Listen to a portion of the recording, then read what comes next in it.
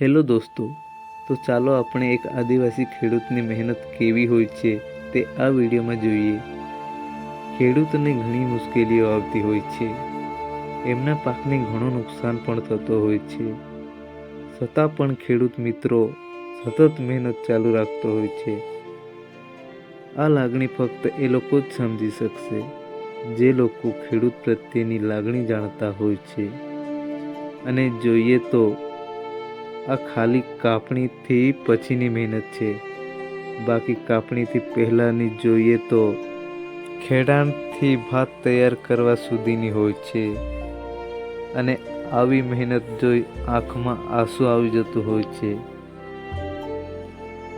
અને જો ખેડૂત પ્રત્યે લાગણી હોય તો આ વિડીયોને લાઈક, શેર, સબસ્ક્રાઈબ જરૂરથી કરજો.